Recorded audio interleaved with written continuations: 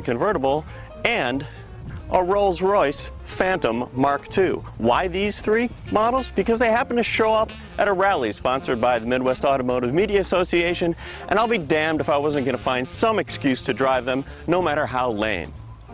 Consequently, the Cars.com Sugar Mama Challenge. One of my options is the 2013 Rolls-Royce Phantom Mark II. For the first time in 10 years, it's been updated.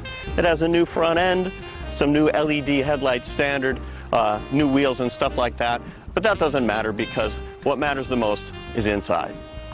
This car is worth roughly $400,000 to start. The one we're sitting in is about $440,000 with all the extras. A couple small changes for the Mark II for 2013. The new version of the equivalent of BMW iDrive, which is much easier to use. Don't judge. And then there are a lot of nice little tricks like a cigar humidor. Sure, it's luxurious. The leather in this car comes from Alpine bowls, free-range bowls. But luxury is also about little features, extras, tricks. This one, very simple but always a crowd pleaser. It is an umbrella in the door. Rains a lot in Great Britain. Here's a nice feature for you. Cocktail, anyone? And if you're a little too lazy to close the door because of the way it opens, just hit this button. The Rolls-Royce Phantom is the lap of luxury, world's biggest lap. If you want to be isolated from the road and whatever's happening outside in the world, this is the only way to go. Now, the engine is a 6.75-liter V12 engine, puts out 453 horsepower and a lot more torque. With the new 8-speed automatic transmission, it actually makes it pretty quick. 0 to 60, 5.7 seconds. Not bad for a car that weighs almost 3 tons. Another option is the Bentley Continental GTC. It costs over $215,000. Obviously, it's a convertible. It's a new generation. I think it's a nicer looking car like I did of the coupe, even with the top up. It has 7 separate ribs to give it a nice even shape. You can get it in 8 different colors. Cloth top takes about 25 seconds to open or close, which is pretty long for a cloth top. The good part is you can operate it up to about 20 miles per hour, which you can't do in most retractable hardtops. So if it starts raining, you can slow down, put it down. You don't have to pull over, pull the parking brake, all that stuff. Then you're good to go. Another big advantage to this car, and that is it accepts E85 ethanol. You can run it on 85% ethanol, not just gasoline, and that's really important to someone somewhere in the world. I've never met this person, but I believe he or she exists. The Continental GTC drives really nicely. For a car that's relatively sporty, has a nice smooth ride, adaptive suspension.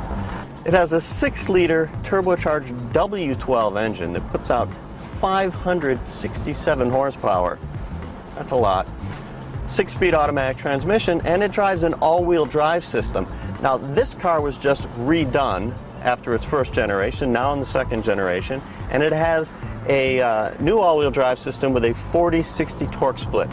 Having the extra torque in the rear makes it feel more like a rear-wheel drive car, more balanced. Definitely improvement, and I think the car looks a lot better too. My final option is the 2012 Aston Martin V12 Vantage. It's a 12-cylinder version of the Vantage. It also comes in a V8. It's also a relative bargain at just under $200,000. This one, though, is the special carbon edition, so it's around $213,000. It's mostly an appearance package. Carbon obviously comes into play. Exterior carbon fiber accents include the splitter down low there on the bumper, and heat extractor vents in the hood, actual functional vents, and the fender vents. Now the wheels are also part of that package, but what really matters in the standard carbon department is the carbon ceramic brake rotors. They are enormous, big 6-piston calipers for excellent stopping power and no brake fade. Just point of reference, the P0 Corsa tires on this car are custom made for this car. Obviously, this isn't just about the look. this is about the driving. Yeah, this is the stuff that Aston Martins are made for.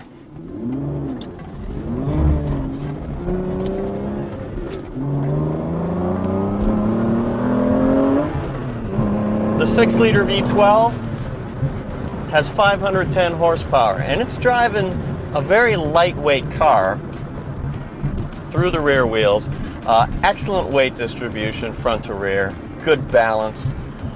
0 to 60 is about 4.1 seconds. For a car this sporty, it actually is pretty comfortable to drive, even on rougher roads.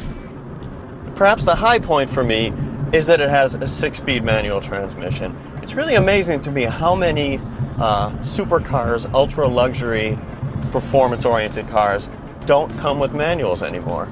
It's just a different experience. If you like driving, this is the answer. Well, that was exhilarating. Let's review my choices, and I will announce which car I'm going to let my sugar mama buy me. For the statement, there's nothing better than Rolls-Royce Phantom. Nothing really comes close. The Bentley Mulsanne, not quite there. Maybach, thank you for playing. You know, Maserati, forget about it. But there's a problem with this too, and that is it's not really fun to drive. It actually is great to be driven in, and that could cause problems because Sugar Mama might insist that I chauffeur her around like a common servant, and I will not stand for that. I have my pride. Also, when you think about it, cocktails, cigar, humidor, I might go out with the boys a little bit too much. This would end the arrangement very quickly. There's a lot to like about the GTC. It's a good-looking car, pretty fun to drive, 0 to 60, 4.5 seconds, all that stuff.